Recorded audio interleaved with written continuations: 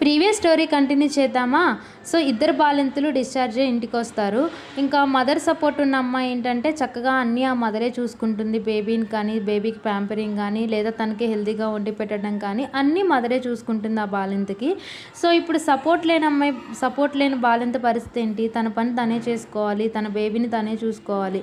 So తను ఏంటంటే array నాకు కూడా ఒక మదర్ సపోర్ట్ ఉంటే బాగుంటుంది కదా అని అనుకుంటుంది ఈ పక్కన అమ్మాయిని చూసి. ఇంక ఇలా కొన్ని రోజులు గడుస్తూ పోతుంది. ఇంకా మదర్ ఏం చేస్తుందంటే అరే వీళ్ళు ఇంకా ఫైనాన్షియల్గా వెతకలేదు కదా, సో పిల్లల్ని నేను చూసుకుంటే తను ఏదైనా జాబ్ చేసుకుంటుంది, కొంచెం సెట్ అవుతారు కదా అనుకొని తన పర్సనల్ లైఫ్ని, తన ఫ్యామిలీని కూడా వదిలేసి తన దగ్గరే ఉంటుంది. ఇంకా ఈ అమ్మాయి జాబ్ చేసుకుంటూ ఉంటుంది. మరి సపోర్ట్ లేని అమ్మాయి పరిస్థితి ఏంటి? ఇంకా పిల్లలు చూసేటోళ్ళు ఎవరు లేరు కాబట్టి ఇంకా తను ఇంకే జాబ్ చేయకుండా ఇంట్లోనే ఉంటుంది. కొన్ని రోజులు గడిచినాక ఏం జరిగిందనేది నా నెక్స్ట్ వీడియోలో పోస్ట్ చేస్తాను. వీడియో కనుక నచ్చితే సబ్స్క్రైబ్ చేయటం మాత్రం మర్చిపోకండి. Thank you for watching.